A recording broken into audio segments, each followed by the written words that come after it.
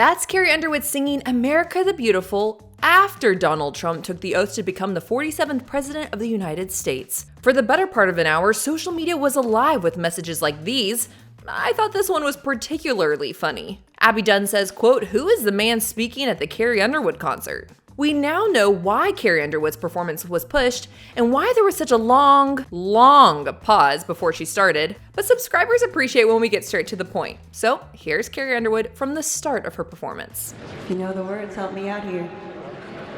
Oh, beautiful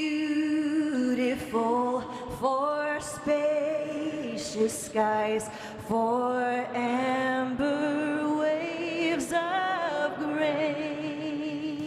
I always pay close attention to the reaction in the room in moments like this. And I guess what stood out to me was who was singing. Everybody. America, God shed His grace on thee. You see Joe Biden and Hillary Clinton singing along. Kamala Harris was too, which says something because both she and the former president took a beating during President Trump's inaugural speech. If you believe in unity, you have to like this. Quote Carrie Underwood with the greatest improvisation in inauguration history, writes It Guy 1959. And how do we know it was an improvisation? Check out this clip captured by CNN. I think she says, quote, a cappella? Just sing it. And then she confidently does just that. Pretty impressive, right? Comment below and please be kind to one another. I know it's politics, but we don't have to get nasty, right? For purple mountain majesties above the fruited plain. Originally, Underwood was slated to sing with the Armed Forces Chorus in the U.S. Naval Academy Glee Club. There was a track because we heard a tiny bit of it before she waited awkwardly on stage. Some sort of technical issue happened, so she just did it herself. We also know she was supposed to sing between the oaths taken by Vice President Vance and President Donald Trump, not after his 30-minute long speech. The internet kind of agrees that she was bumped so that the country was without a president for a few minutes. There is a hard noon deadline to get the new guy in, so they had to rush it a bit. Understandable. I started to think that Carrie was sick or backed out or something, but was relieved to see a photo of her from the candlelight dinner the night prior, so she was good. From sea to shining sea. She applauded the crowd as they applauded her. Joe Biden said, "Great job," and she shook his hand before shaking Donald Trump's hand. Would totally love to know what he whispered in her ear there. This moment reminded me of another historic performance of this song that really sought to unify the country during a difficult season. I'll share what I mean in a second, but unification is what Carrie hoped for. Quote, "I love our country and am honored to have been asked to sing at the inauguration and to be a small part of this historic event." Carrie said this about a week before she performed. Quote, "I am humbled to answer their call at a time when we must all come together in the spirit of unity and looking to the future." This is actually the fourth straight inauguration that America the Beautiful has been performed.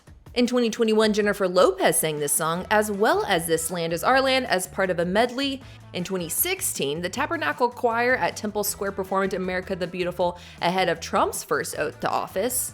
4 years before that, James Taylor sang the song during Barack Obama's second inauguration.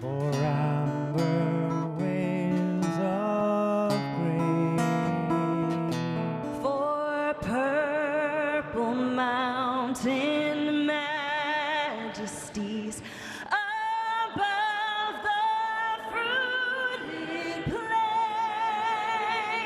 I think Carrie's performance was a little bit better, but make no mistake, this is a challenging gig. The cold can cause havoc on a guitar if you choose to bring it.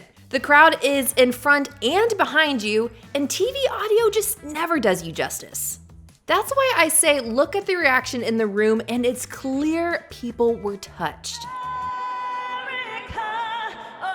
America, God shed His grace on thee. Online, people were pretty impressed. Here are a few positive tweets with a lot of people recognizing she pivoted and saved the moment. Quote, Carrie Underwood just killed it, says Tizzy717. Wow, that was incredible. She instantly went solo and belted it. Let me know what you thought below. 4 years ago, Garth Brooks realized people were going to hate his association with the inauguration no matter what. Neither he nor Carrie Underwood have outwardly supported a political party or candidate, so it's probably a leap to say he's super liberal and she's super conservative. The truth is probably a bit more complicated, but that's a video for another day. How this song is remembered is what's important. And for that, we bring back 40 years and 1 day ago to when Ray Charles sang America the Beautiful to usher in President Ronald Reagan in 1985.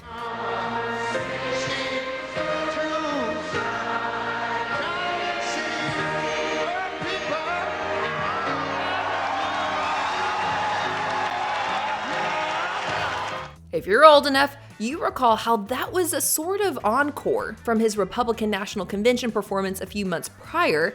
Nobody remembers the politics of that moment, however. Oh, beautiful, for spacious skies.